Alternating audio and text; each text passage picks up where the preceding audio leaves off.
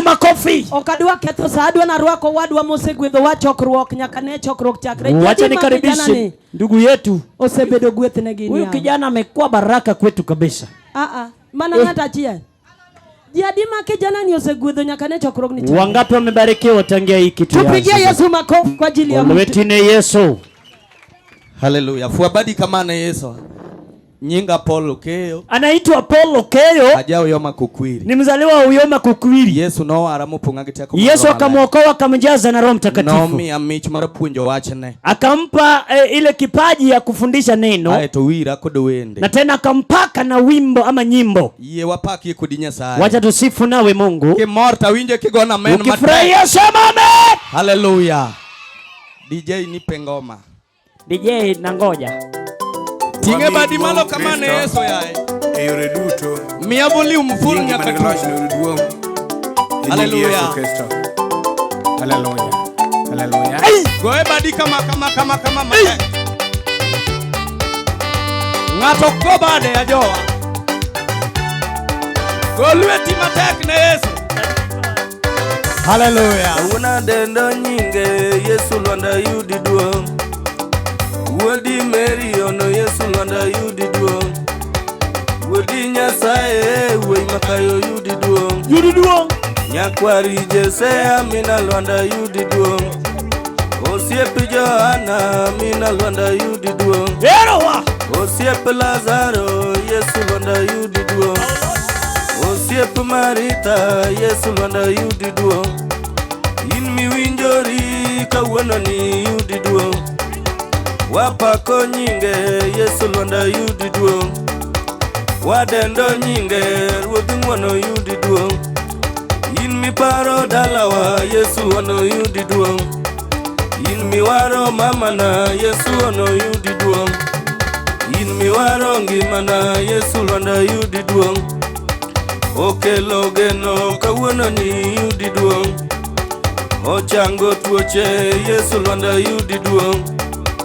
Ochango ndulme Yesu ono yudi duong.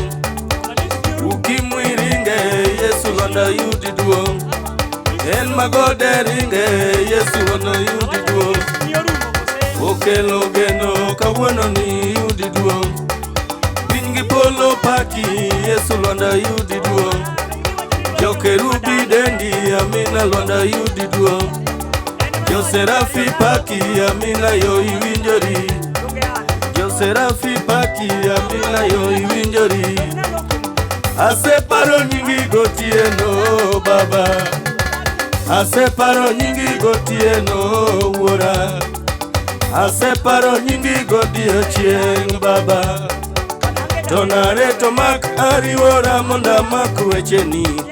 Tonare tomak ariwora monda mak wecheni. Ere kaka ng'at ma pod tindo rit ngimane.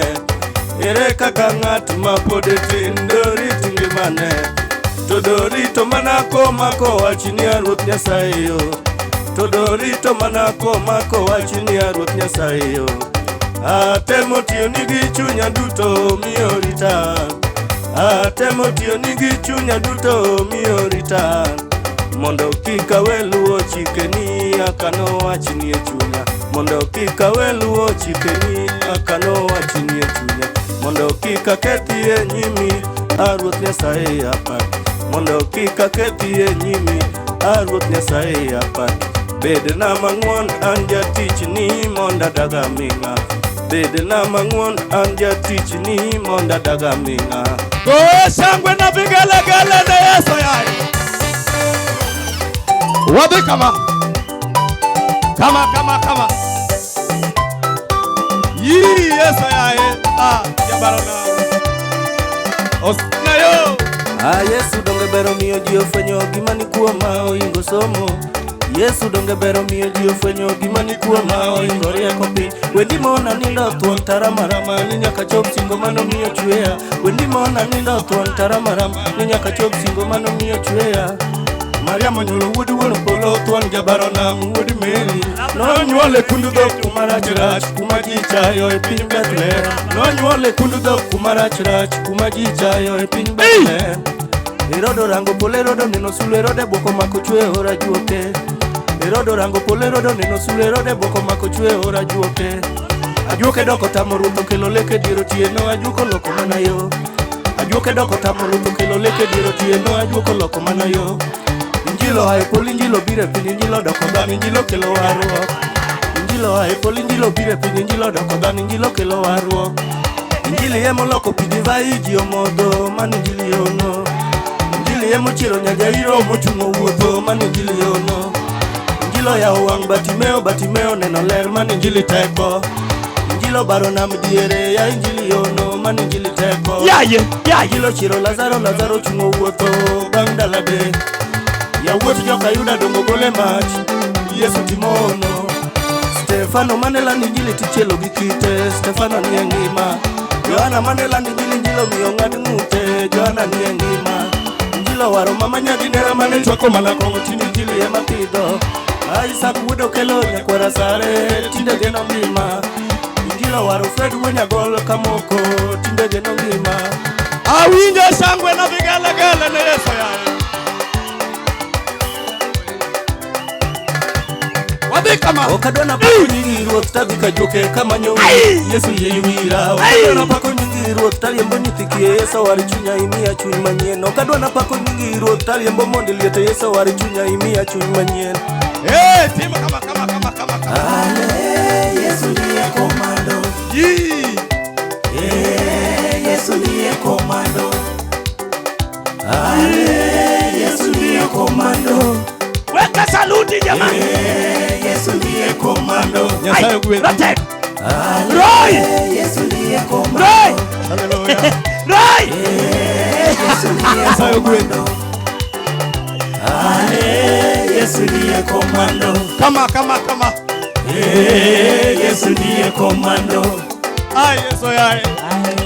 Ine manigola njangaruo. Mara makwayo kumini. Nire sakana chodo rabi. Miluonga munda tini ja Nazare.